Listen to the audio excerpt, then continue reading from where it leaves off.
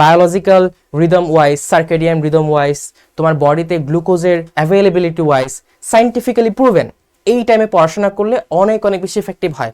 ভাই ফেসবুকটা একটু ঘুরে আসি, ইনস্টাগ্রামের রিলসগুলো দেখে আসি, একটু বন্ধুকে মেসেজ দিয়ে আসি, এই ট্র্যাপে পড়া যাবে না। আর কখনোই ভাববা না রোজা তোমাকে দুর্বল করে দেবে, এটা কখনোই পসিবল না, বরং রোজা তোমাকে শক্তিশালী করবে স্পিরিচুয়ালি, একাডেমিক্যালি। আসসালামু আলাইকুম, সবাইকে পবিত্র মাহে রমজানের শুভেচ্ছা।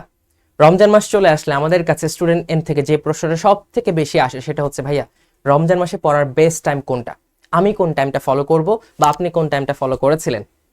আমি কথা দিচ্ছি তোমার এই প্রবলেমের সলিউশন, এই প্রশ্নের উত্তর এই ভিডিও শুরু থেকে শেষ পর্যন্ত দেখার মাধ্যমে তুমি অবশ্যই পেয়ে যাবে এবং তোমার একটা প্রপার প্ল্যান তুমি সাজাতে পারবে।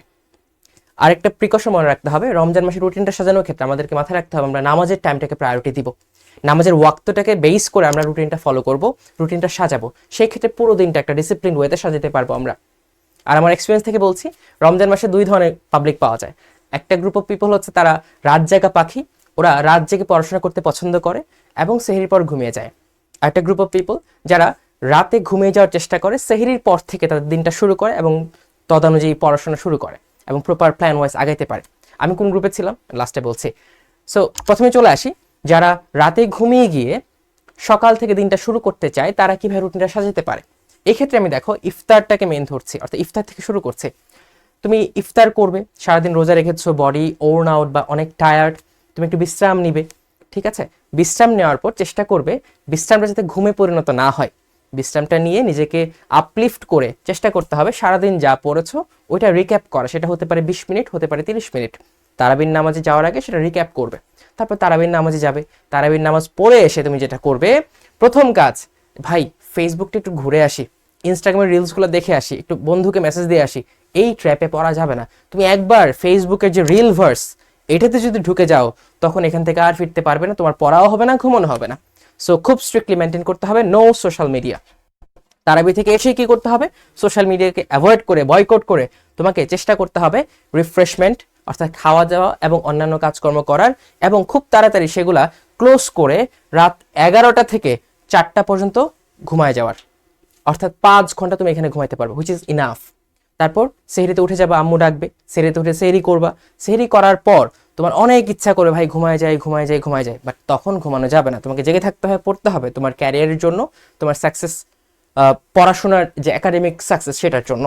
সো এখন যেটা করবা, তুমি সেহরি করার পর 5:30 থেকে ফজর নামাজের পর 8:30 পর্যন্ত এই 3 ঘন্টা এটা পারফেক্ট টাইম পড়াশোনার জন্য। Biological rhythm wise, circadian rhythm wise, তোমার বডিতে গ্লুকোজের অ্যাভেলেবিলিটি ওয়াইজ সাইন্টিফিক্যালি প্রুভেন এই টাইমে পড়াশোনা করলে অনেক অনেক বেশি এফেক্টিভ হয়। এবং এই টাইমে তুমি কনসেপচুয়ালি যেগুলো হার্ড লাগে টপিক, সেই টপিকগুলো পড়াশোনা করতে পারবে ইজিলি, ইনশাল্লাহ তোমার মাথায় সেই কনসেপ্টগুলো ঢুকে যাবে। সো এই যে 5:30 থেকে 8:30 3 ঘন্টা তুমি প্রপার পড়াশোনা করার চেষ্টা করবে। এই সময় no social media, no other thing.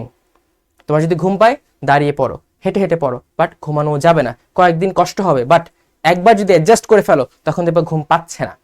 তারপর যেটা করবা, 30 মিনিটের ব্রেক নাও। এই ব্রেকে কি করবা, দৌড়াদৌড়ি তো করতে পারবো না, একটু হাঁটাহাঁটি করো, সামনে রৌদ্র দেখো, হ্যাঁ সানলাইট নাও, আম্মুর সাথে গল্প করো, ছোট ভাই বোনের সাথে গল্প করো, বাট ঘুমাইতে যাও না। ঘুমাইলে দেখবা আলটিমেটলি তুমি 1টা 2টা বেজে গেছে তখন ঘুম থেকে উঠতে পারতেছো না। সো ঘুমানো যাবে না ব্রেক নেওয়ার জন্য, আদার থিংসগুলো করে ব্রেকটা নিতে হবে এবং একটু রিজেনারেট করতে হবে বডির মধ্যে পাওয়ার। দেন চলে আসো 9টা থেকে 10টা 1 ঘন্টা তুমি আবার পড়াশোনা করো। স্কুল যদি বন্ধ থাকে পড়াশোনা করো, স্কুল থাকলে তুমি স্কুলে চলে যাবে, শিখর ক্লাস থাকলে, কোচিং ক্লাস থাকলে তুমি কোচিং ক্লাসগুলো করবে। কখন পর্যন্ত, জোহরের আগ পর্যন্ত। তারপর তুমি জোহরের পর, নামাজের পর একটু ঘুমানোর চেষ্টা করবে, পাওয়ার ন্যাপ নেওয়ার চেষ্টা করবে। তুমি চাইলেই 1 থেকে 1.5 ঘন্টা সেখানে ঘুমিয়ে পড়তে পারো, এতে বডির যে এনার্জি ক্ষয় হয়েছে এটা রিপ্ল্যানিশ হবে, ঠিক আছে। তারপর ঘুম থেকে উঠে তুমি 1 ঘন্টা এখানে পড়তে পারো, চাইলেই আসরের আগে তুমি 1 ঘন্টা এখানে পড়তে পারো। তারপর যেটা করবে, আসরের নামাজের পর আর পড়াশোনা করার দরকার নেই, রেস্ট নাও, ফ্যামিলির সাথে কোয়ালিটি টাইম স্পেন্ড করো, শরবত বানাও। এখন তো রোজা রাখো, বড় হয়ে গেছে, শরবতটা টেস্ট করতে পারবে না, তো শরবত বিষয়ের সম্পাদক হয়ে শরবতটা বানাও এবং ছোট ভাই বোনকে দিয়ে শরবত টেস্ট করো, কোনো সমস্যা নেই। আম্মুকে হেল্প করো, আব্বুর সাথে গল্প করো এবং কোরআন তেলাওয়াত করো। রোজার মাস স্পিরিচুয়ালি নিজেকে আপলিফট করার মাস। এই মাসে তুমি অনেক কিছু করতে পারো যা তোমার জীবনটাকে চেঞ্জ করে দিতে পারে। এর মধ্যে অন্যতম হচ্ছে রিলিজিয়াস কাজগুলোর দিকে নিজেকে সলিডিফাই করা। সো এই কাজগুলো করো, তারপর ইফতার করো। দেন তোমার ইফতারের পর সেম রুটিন এভাবে ঘুরতে থাকবে ঘুরতে থাকবে ঘুরতে থাকবে। সো এটা হচ্ছে ফার্স্ট স্কুল অফ পিপল, যারা ভাবে ওকে আমি রাতে আর্লি ঘুমিয়ে যাব, সকাল থেকে সারাদিন দিনটাকে ইউটিলাইজ করব। আমার কাছে মনে হয় আমি এই গ্রুপে ছিলাম এবং this is the best way, কারণ মর্নিংয়ের পড়াশোনা সব থেকে এফেক্টিভ পড়াশোনা। এবং তুমি চিন্তা করো, তোমার ঘুম ঠিক থাকতেছে, তুমি 6 থেকে 7 ঘন্টা ঘুমাইতে পারতেছো, এবং এইভাবে পড়াশোনার মাধ্যমে 5 থেকে 6 ঘন্টা বা 7 ঘন্টা তুমি পড়াশোনাও করতে পারছো। সো ঘুমও ঠিক আছে, পড়াশোনাও ঠিক আছে। So this is the perfect routine, I will say. But যারা রাত জাগা পাখি তারা মাইন্ড করো না, হ্যাঁ, ওদের জন্য তো অ্যাডজাস্ট করতে হবে। ওরা কি করতে পারো, ওদের জন্য হচ্ছে আমার এই রুটিন। ওরা ইফতার, ঠিক আছে, তুমি ইফতার করো, রেস্ট নাও, আবার রিক্যাপ করো সারাদিন কি কি পড়েছো, তারাবির নামাজে যাও, তারাবির নামাজ থেকে এসে প্রথম কথা সোশ্যাল মিডিয়াতে যাওয়া যাবে না, তাহলে তোমার ঘুম হারাম হয়ে যাবে, ঘুমাইতে পারবে না, পড়াশোনা হবে না। তুমি আলটিমেটলি কি করবা, এই যে 11টা থেকে বা 11:30 থেকে 4টা পর্যন্ত বা 11টা থেকে 4টা পর্যন্ত এই টাইমটা তুমি পিওরলি স্টাডি করবা।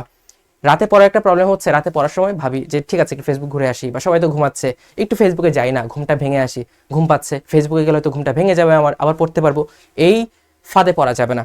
তুমি পিওরলি 11:30 থেকে 4টা বা 11 থেকে 4টা পর্যন্ত পড়াশোনা করবে। পড়াশোনা করার মাঝে যে ঘুম চলে আসে একটু হাঁটাহাঁটি করবে, ঠিক আছে, একটু স্ট্রেচিং করবে, পারলে এক্সারসাইজও করতে পারো। এখন তো রোজা নাই, রাতে তো রোজা রাখো না, এক্সারসাইজ করলে যদি শক্তি ক্ষয় হয়ে যায়, ক্ষুধা লাগে, খাইতেও পারবে, কোনো সমস্যা নেই। তারপর যেটা করবা, 4টার সময় আম্মু যদি উঠে গেল, আদারওয়াইজ আম্মুকে সেরির জন্য ডাক দিবা, হ্যাঁ, আম্মু সেরি রেডি করবে, তুমি সেরি খাবা। সেরির পর ফজরের নামাজ পড়া, ফজরের নামাজের পর ইমিডিয়েটলি ঘুমাই যেতে হবে 5:30 থেকে 10:30, বা তোমার স্কুল থাকলে আর একটু আগে ঘুম থেকে উঠতে হবে।